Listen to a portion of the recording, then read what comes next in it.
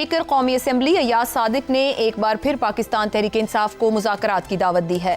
अयाज सादिक का कहना है कि सियासत तभी चलती है जब सब बैठ कर बात करें। पाकिस्तान है तो हम सब हैं, मगर अफसोस यह है कि अपोजिशन हर मरतबा उम्मीद की बजाय मायूसी देती है। स्पीकर ने वाज़ेह किया कि अफवाज पाकिस्तान, अदलिया और रियासत के बुनियादी सतूनों के खिलाफ बयानात बर्दाश्त नहीं किए जा सकते। फौज ने मुल्क की इज्जत आलमी सतह पर बुलंद की, कुर्बानियां दी और ऐसे इदारे पर उंगली उठाना बाइसे शर्म है। अयाज सादिक ने दावा किया कि वह मुज़ाकरात के लिए 4 कदम आगे बढ़े हैं, मगर सियासी फ़ज़ा के बायस 40 कदम पीछे जाना पड़ा, जो खुद इस बात का इशारा है कि सियासी कशीदगी किस सतह पर पहुंच चुकी है। असल सवाल यह है कि जब स्पीकर खुद ये तस्लीम कर रहे हैं कि माहौल इस कदर ख़राब हो चुका है कि पेशरफ्त मुमकिन नहीं रही, तो फिर क्या वाकई मुज़ाकरात हो पाएंगे? इमरान खान की जानिब से मजीद गैर लचकदार लबो लहजा, सोशल मीडिया पर ट्वीट्स, उनके लोगों की प्रेस कॉन्फ्रेंसेज, हुकूमती वज़रा के बयानात, पंजाब असम्बली की जानिब से PTI पर पाबंदी की करारदाद, क्या ये सब मुज़ाकराती माहौल को बेहतर करेंगे या मजीद ख़राब? 2024 के दिसंबर में हुकूमत और PTI के दरमियान मुज़ाकरात का एक सिलसिला शुरू हुआ था, जो 2025 के जनवरी में ख़त्म हो गया। वो माहौल भी तनाव से खाली नहीं था, मगर आज करीबन 11 माह बाद सूरत हाल कहीं ज्यादा पेचीदा हो चुकी है। ऐसे हालात में अगरचे स्पीकर अयाज सादिक की नीयत साफ महसूस होती है, मगर सवाल अपनी जगह बरकरार है। क्या वो मुज़ाकरात के लिए साजगार माहौल पैदा भी कर पाएंगे? एक तरफ हुकूमत इदारों के खिलाफ बयानियों को नाकाबिले बर्दाश्त करार दे रही है, तो दूसरी तरफ PTI जबर का इल्जाम लगा रही है। इमरान खान का लहजा पहले से ज्यादा सख्त है और सियासी सफ़ों में अदम एतमाद की खलीज बढ़कर गहरी खाई में तब्दील हो चुकी है। यूं मुज़ाकरात की जरूरत तो शदीद मौजूद है, मगर माहौल निदारद है। अगर स्पीकर दोबारा दरवाजा खोल भी दें तो असल मसला यह है कि क्या कोई अंदर आने के लिए तैयार भी होगा? मौजूदा फिजा में मुज़ाकरात एक तजवीज़ नहीं, कौमी ज़रूरत है, लेकिन वो ज़रूरत उस वक्त तक पूरी नहीं हो सकती जब तक सियासी क़यादत तलखी को कम करने के लिए पहला कदम ना उठाए। इसी पर गुफ्तगू रहेगी। पैनल के लिए सवाल। मुज़ाकरात के लिए 4 कदम आगे बढ़ा, मगर सियासी फ़ज़ा के बायस 40 कदम पीछे जाना पड़ा। स्पीकर अयाज सादिक की मुज़ाकरात की दावत, मगर हालात की तलखी का भी एतराफ़। क्या मौजूदा स्टेलमेट में मुज़ाकरात का अमल शुरू हो पाएगा? ज़ैगम साहब।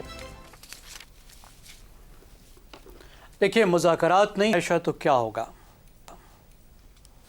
क्या PTI इनकलाब लेकर आएगी, रियासत पे कब्ज़ा कर लेगी?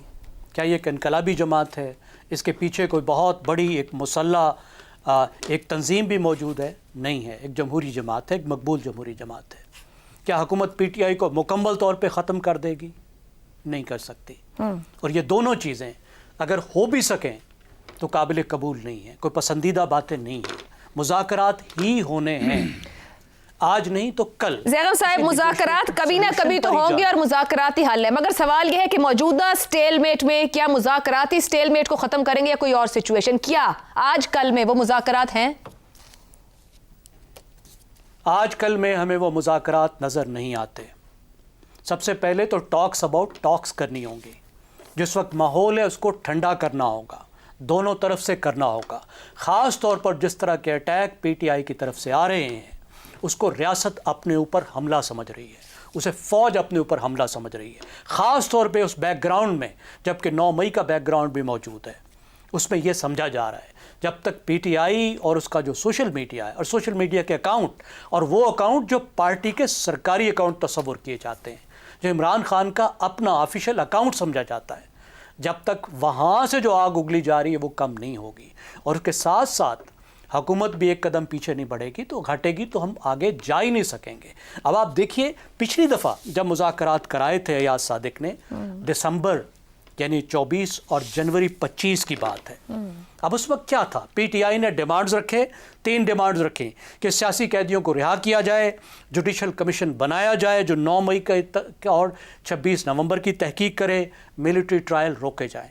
सिर्फ उन्होंने ये नहीं रखा, उन्होंने शर्त दे दी 7 दिन के अंदर अंदर कमीशन बनाया जाए वरना हम जा रहे हैं। उन्होंने डेट रखी कि 31 जनवरी तक मुज़ाकरात मुकम्मल किए जाएं वरना हम जा रहे हैं। उसके बाद वो उठकर चले गए। किस तरह से डायलॉग होते हैं, किस तरह से डायलॉग किए जाते हैं। और आप ये कह रहे हैं कि हम सियासी जमातों से डायलॉग करेंगे नहीं। हम अगर डायलॉग करेंगे तो सिर्फ इस्टेब्लिशमेंट से करेंगे, इस्टेब्लिशमेंट कहती है हमें आपसे बात नहीं करनी, दुरुस्त। आप पहले माफ़ी मांगे 9 मई की, फिर सियासी जमातों के साथ जाके बात करें। ठीक हो गया। तो यहाँ से आगे का रास्ता क्या है? सियासी जमातों को ही बैठना होगा और अब एक एक स्टेप लेना होगा। ठीक हो। खास तौर पर अभी तलखी जिस लेवल पर पहुंच गई है, यहाँ से पीछे हटना कोई आसान काम नहीं है। बेबी स्टेप्स से पहले पीछे हटना होगा, दुरुस्त हो फिर गया। कहीं मुज़ाकरात का मरला आएगा, वो बहुत दूर है। ठीक। इफ्तिखार साहब, स्पीकर अयाज सादिक की जानिब से मुज़ाकरात की दावत को क्या संजीदा कोशिश कहा जा सकता है या महज एक सियासी खानापूरी की दिखाई तो दे रहा है? पीटीआई बहुत हार्श उसके साथ आगे बढ़ रही है, तो ये कहाँ आएंगे? चलो जी, कह के देख लेते हैं एक बार फिर। नहीं, ये जो आपने कहा ना, कह के देख लेते हैं, हाँ। इसका मतलब है ये आपको यकीन नहीं है। मैं आपको यकीन से ये बात कहता हूँ। पिछले दिन मेरी बहुत लंबी नशिस्त हुई अयाज सादिक से। आप यकीन करें, वो उतने ही परेशान हैं सारी सूरत हाल से जितने आप और मैं हो सकते हैं, और हल उसका यही है कि सियासी मुज़ाकरात। और वो कहते हैं कि अभी देखिए जयगम साहब तो ने कम से कम फिर हुकूमती मुजराई थोड़े से कम जारहाना बयानात दे लें। जयगम नहीं, अब आप देखें ना, ये वो भी करके उन्होंने देखा है। जयगम साहब ने भी बहुत अच्छी बात की कि भी 3 मुतालबे थे, अगरचे वो तीनों मुतालबे बहुत इंतहा के मुतालबे थे, लेकिन साथ उन्होंने शर्त रख दी कि इतने दिनों में मुकम्मल हो। भाई कैसे पॉसिबल है? ये मुमकिन नहीं होता। टाइम फ्रेम नहीं तय किया जा सकता कि इतने दिन में नहीं होगा तो हम ये करेंगे। इसका मतलब है आप डायलॉग करना नहीं चाहते। देखो, खुदा के वास्ते go back to the parliament, जाएं, जाके उन कमेटियों में शिरकत करें, इमरान साहब को समझाएं कि मसाइल के हल में वो तो मुलाकात ही नहीं हो रही, कैसे समझाएंगे? जब हो रही थी तो फिर तो आग के गोले बरसाए जा रहे थे, फिर रियासत के ऊपर तो बात हो रही नहीं थी। हो रही तो फिर कैसे समझाएंगे? नहीं, ना नहीं, सवाल अब क्या है, वो इन 27 दिनों में यार कौन सी बुनियादी तब्दीली आ गई? और हो जाएगी मुज़ाकरात, रोज रोज गप्पें हो जाएंगी, लेकिन जो गोलाबारी वो करते हैं रियासतों पे, राष्ट्रीय अदारों के ऊपर, फौज के ऊपर, पार्लियामेंट के ऊपर, अपोजिशन के ऊपर, तो कोई ऐसे तो नहीं कोई खेल होता। खेल के भी कोई ना कोई तय होते हैं मुज़ाकरात के लिए। अब बहुत अच्छी बात की, मुझे बताएं, इन्होंने फरमाया जिनका आपने एक बयान पढ़ा, वसी तर इस्लाहात की ज़रूरत है। बहुत खूब मेरे भाई, आप उन वसी तर इस्लाहात के बारे में क्या कल तफसीली तौर पे प्रेस कॉन्फ्रेंस करेंगे और मुझ जैसे नाअहल आदमी को भी पता लग जाएगा कि आप इस मुल्क में वसी तर इस्लाहात की जिद्दोजहद कर रहे हैं, सिर्फ पानी की जिद्दोजहद की रिहाई की जिद्दोजहद नहीं कर रहे। आइए उन वसी तर इस्लाहात को आवाम के आगे पेश करें ताकि मुल्क में एक डिबेट ले, और अगर दूसरे लोग हुकूमती अदारा आपकी बात मानने को तैयार नहीं तो हमें भी समझ आए यार, ये तो बड़ी अकल की बात कर रहे हैं, और ये अकल की बात कर रहे हैं और दूसरे इनकी बात नहीं सुन रहे, फिर आपको समझ आएगी। तो आप इस्लाहात तो लाएं। एक ब्रेक लेते हैं, गुफ्तगू आगे बढ़ाएंगे। प्रोग्राम के आखिरी हिस्से में एक बार फिर खुशामदीद। शहजाद साहब, गैर लचकदार रवैया, बयानात, करारदादें, स्पीकर खुद तस्लीम कर रहे हैं कि वो 40 कदम पीछे जा चुके हैं, जो 4 कदम आगे भी बढ़े थे। तो क्या मुज़ाकरात छोड़ मुज़ाकराती माहौल भी बन सकता है इस सूरत हाल में? देखिए, मैं समझता हूँ कि बैरिस्टर गौहर और अयाज सादिक साहब दोनों ही अपनी अपनी पार्टियों के बहुत बीबे और बहुत अच्छे लोग हैं, और ये जो चाहते हैं यकीनन अपने दिल से चाहते हैं। मुज़ाकरात होने चाहिए, इसके अलावा कोई और चारा है ही नहीं। लेकिन उसके लिए माहौल कैसे पैदा किया जाए, माहौल की बहुत बात होती है ना, कि माहौल पैदा किया जाए।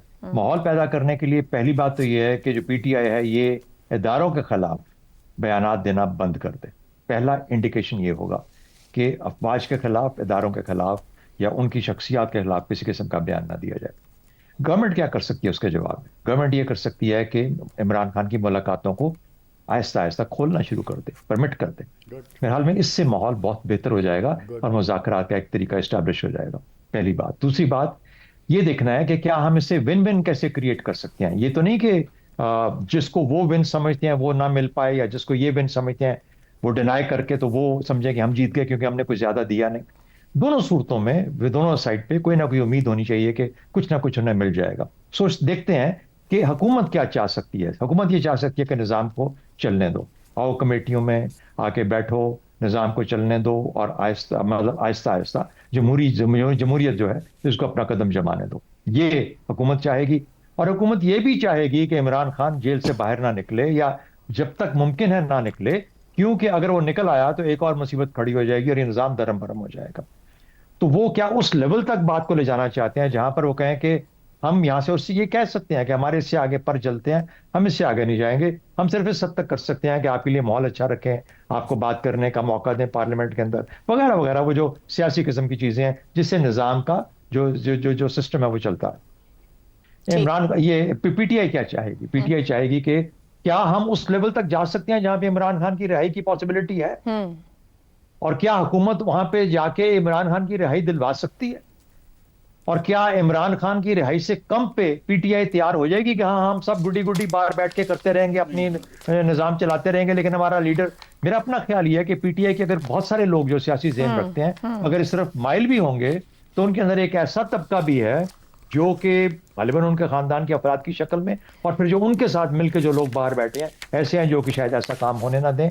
तो मुझे लगता है कि नीयत ठीक है, लेकिन शायद इससे कुछ ज्यादा हल ना हो पाए सिवाय इसके कि जो स्टेटस को है इसको मेंटेन किया जाए। ठीक हो गया। आमिर साहब, याद सादिक को जैसे भी शहजाद साहब बीबे लोग कह रहे थे कस्टोडियन ऑफ द हाउस के तौर पर तो काबिल तहसीन अमल है, मगर हालात की संगीनी के बायस क्या वजीर आजम या सदर की जानिब से भी मुज़ाकरात की वाइब्स नहीं आनी चाहिए, या फिर ऐसे माहौल में जो इस वक्त हमारी ग्राउंड रियलिटी है कोई भी रिस्क लेने को तैयार नहीं है?